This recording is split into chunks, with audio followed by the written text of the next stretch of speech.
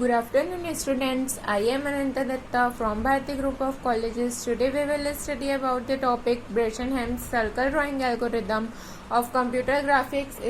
It is a practical lecture of the topic Brashenham's circle drawing algorithm. आज हम बात करते हैं ब्रेसेनहेम सर्कल एल्गोरिदम.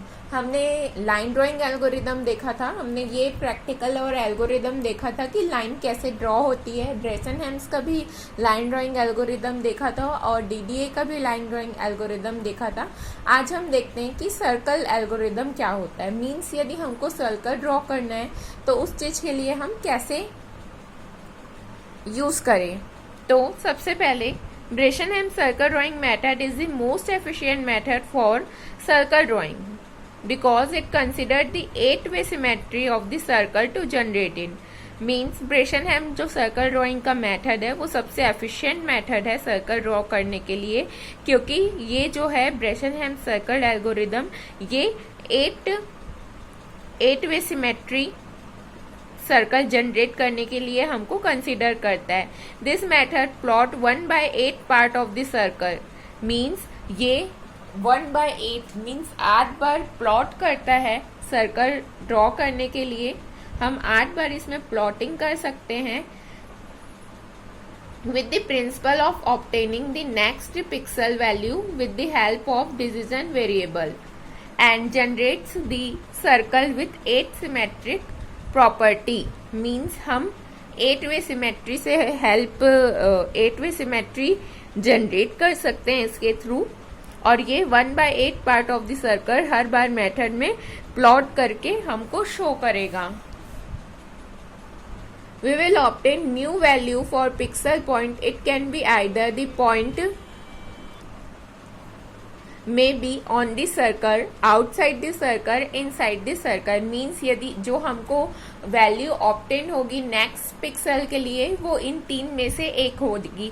या तो जो पॉइंट है वो सर्कल पे है, या फिर वो सर्कल के बाहर रहेगा जो भी हमको पिक्सल्स मिलेंगी, या फिर इनसाइड द सर्कल सर्कल के अंदर रहेगा.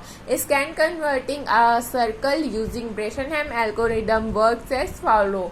मीन्स जो हम सर्कल बनाते हैं वो कैसे वर्क करता है. Points are generated from 90 degree to 45 degree. Means जो पॉइंट्स हमारे पास जनरेट होते हैं वो 90 डिग्री से 45 डिग्री तक जनरेट होते हैं. Moves with made only in the +x and -y direction as shown in figure. Means जो सर्कल हमारा बनेगा वो +x से -y डायरेक्शन में ही बस बनेगा. जैसे कि आप फिगर से देख सकते हैं जो सर्कल हमारा बन रहा है वो +x एक्सिस से -y एक्सिस तक के सर्कल प्लॉट हो रहा है 45 डिग्री से 90 डिग्री तक. The best approximation of the true circle will be described by those pixels in the raster that falls the least distance from the true circle. Means जो हमारा best approximation मिलता है हमको ट्रू सर्कल से वो हम describe कर सकते हैं दोज पिक्सल जो कि रास्टर में लीस्ट डिस्टेंस में. मीन्स जो हमारा ट्रू लाइन है उनसे जो कम डिस्टेंस में जो लाइंस जो पिक्सल्स हमको मिलेंगे वो हमारे बेस्ट अप्रोक्सीमेशन रहेंगे. We want to generate the points from 90 degree to 45 degree. Assume means जो हम जो जनरेट करेंगे पॉइंट्स वो हम देखेंगे कि 90 डिग्री से 45 डिग्री तक के ही रहे. Assume that the last scan converted pixel is P1. Means जो हमने लास्ट स्कैन कन्वर्ट किया पिक्सल को वो P1 as shown in figure, जैसे कि आप फिगर में देख सकते हैं. Then each new point closest to the true circle will be found by taking either two action. Means यदि हम इसके बाद हम एक जो पॉइंट है देखें कि वो क्लोज रहे ट्रू सर्कल से तो वो हमको किसी 2 एक्शन परफॉर्म करने पे मिलेंगे. जैसे कि first action move in the x direction 1 unit और move in x direction 1 unit, या फिर move in negative Y direction 1 unit, या तो हम एक्स डायरेक्शन में एक यूनिट हम मूव करें, या फिर एक्स डायरेक्शन में 1 यूनिट और वाई डायरेक्शन में माइनस वाई डायरेक्शन में 1 यूनिट मूव करें, तो हमको ट्रू पॉइंट से लीस्ट डिस्टेंस पे पिक्सल्स मिलेंगे। Let d of si is the distance from the origin, माने हम एक डिस्टेंस लेते हैं ओरिजिन से जो कि ट्रू सर्कल के स्क्वायर में रहेगा, and minus the distance to the point P3 squared. जैसे कि हमने पहले भी बोला कि हम एक पॉइंट P एज्यूम करेंगे, उसके बाद जो लास्ट स्कैन कन्वर्ट रहेगा पिक्सल को, वो पिक्सल को हम लेके जो 2 ऑप्शन रहेंगे, या पिक्सल A और पिक्सल B, उनमें से एक चीज को चूज करेंगे। The closer pixel amongst this 2 can be determined, means वो दोनों में से जो भी क्लोजर पिक्सल रहेंगे वो हम उस पॉइंट्स को लेंगे। देन हम बात करें एल्गोरिदम की, तो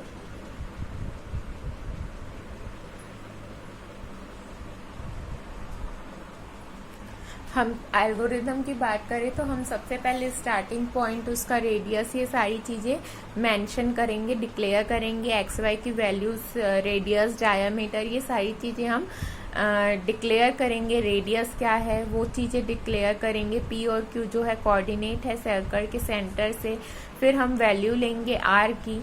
उसके बाद डी मीन्स हम डिस्टेंस निकालेंगे जो कि 3 - 2r हम ले रहे हैं। देन इनिशियलाइज करेंगे, एक्स को 0 से हम स्टार्ट करेंगे और वाई को जो है हम रेडियस की जो भी वैल्यू रहती है हम वाई की वैल्यू उस चीज़ को लेते हैं, और एक्स की वैल्यू हम 0 से इनिशियलाइज करते हैं।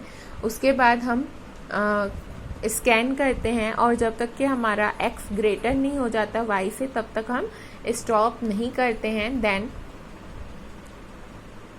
आप इसका एक एग्जाम्पल देख सकते हैं। हमने रेडियस 10 लिया हुआ है और सेंटर की जो पॉइंट्स है हमने 50-50 ली हुई है। तो जैसे कि मैंने कहा था कि हम रेडियस जो 10 लेते हैं हम उसको y लेके चलते हैं और x को हम 0 से इनिशियलाइज करते हैं। देन हम इनिशियल पॉइंट 0 और 10 लेके चलते हैं। उसके बाद हम डिस्टेंस निकालते हैं 3 - 2r। तो जो भी हमारी d की वैल्यू आई उसके बाद हमने प्लॉट किया 110 प्लॉट किया तो हमको d की वैल्यू मिली -1। फिर हम नेक्स्ट में x की वैल्यू इंक्रीज करके फिर d की वैल्यू निकालेंगे, and this process is continue till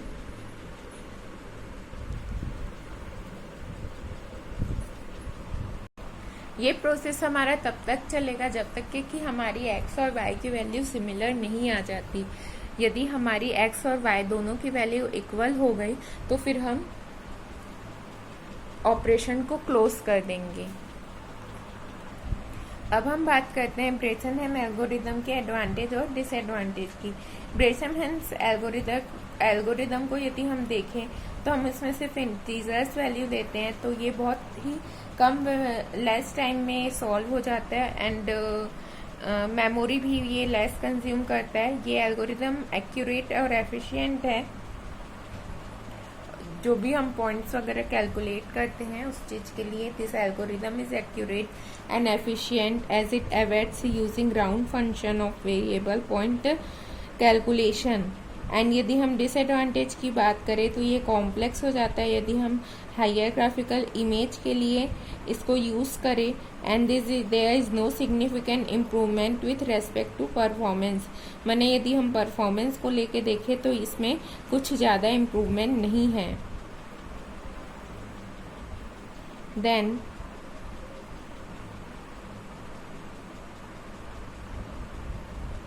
ज़्यादा कुछ इम्प्रूवमेंट नहीं हुई है। यदि हम तब से लेके अब तक देखें कि कुछ चेंजेस होंगे तो वैसा नहीं है। यदि हम मिड पॉइंट की बात करें तो मिड पॉइंट एल्गोरिदम जो हम पढ़ेंगे आगे उसमें हमारी एक्यूरेसी ज़्यादा अच्छी रहती है इस एल्गोरिदम के कंपेरिजन में, and the algorithm suffers with use to generate complex and higher graphical image. Means ये कॉम्प्लेक्स कर देता है। यदि हमारे पास कोई हाई रिजोल्यूशन की इमेज आ गई तो उस चीज़ के लिए ये हाइयर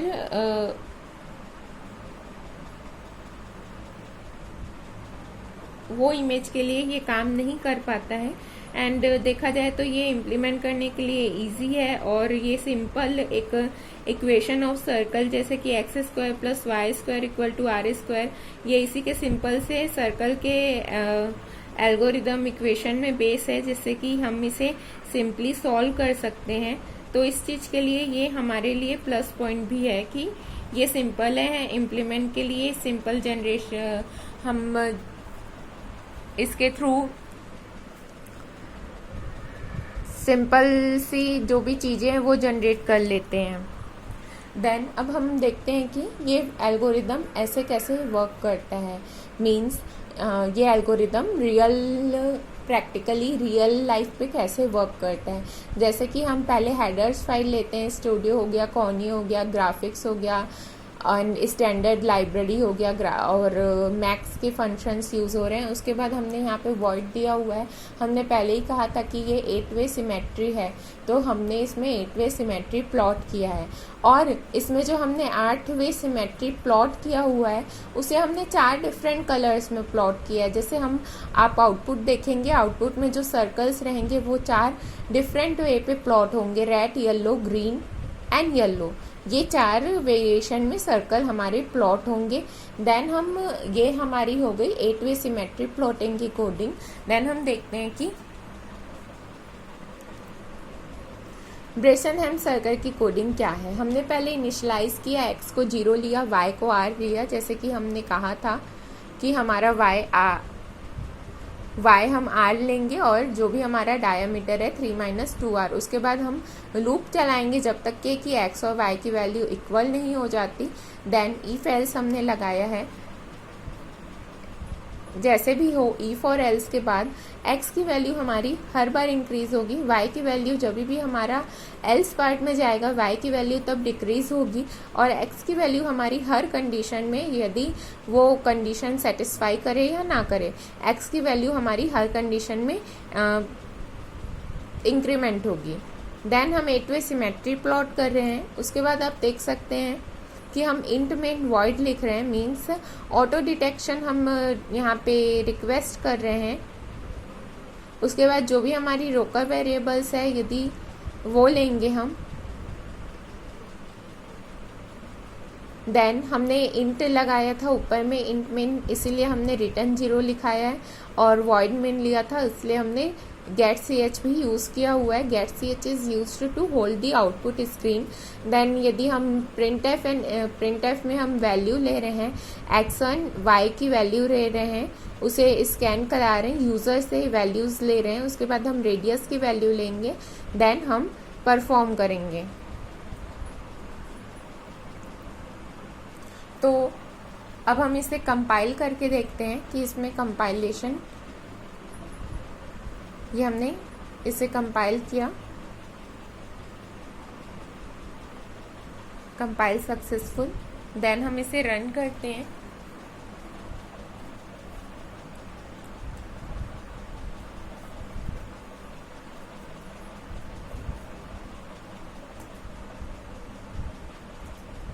अब हमको यहाँ पे वैल्यूज देनी है एक्सी और वाईसी।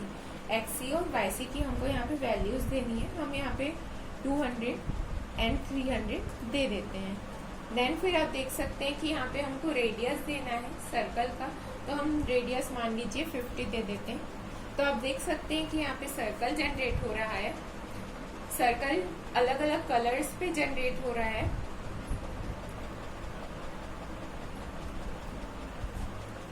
तो ये ऐसे वर्क करता है।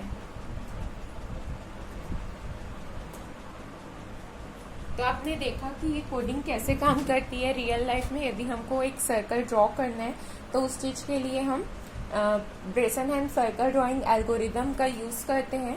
किसी भी सर्कल को इक्विसिमेट्रिक पार्ट में ये काम करता है, और जो इसकी पिछली पॉइंट्स की वैल्यूज रहती है उस पॉइंट्स को हम लेके आगे की अगली वैल्यूज फाइंड करते हैं, जिसमें कि वैल्यूज आने के 3 कंडीशंस रहते हैं, या तो वो सर्कल के ही एरिया में आती है, या तो सर्कल के आउटसाइड आती है, या फिर सर्कल के इनसाइड आती है। 3 इसके कंडीशंस रहते हैं, ये इनों में से एक ही उसमें इसकी वैल्यू नेक्स्ट पिक्सल आती है। एंड ये इजी है इम्प्लीमेंट के लिए, क्योंकि ब्रेसनहेम्स जो भी है ये इंटीजर्स पे ही काम करता है, और ये हायर ग्राफिकल रिप्रेजेंटेशन वगैरह के लिए काम नहीं करता। वो सारी चीज़ों के लिए ये एल्गोरिदम कॉम्प्लेक्स हो जाता है, और ये सिर्फ इंटीजर में काम करता है, इसलिए ये लेस टाइम कंज्यूम करता है। एंड हम कल मेट पॉइंट सर्कल एल्गोरिदम देखेंगे कि वो कैसे काम करेगा। Thank you.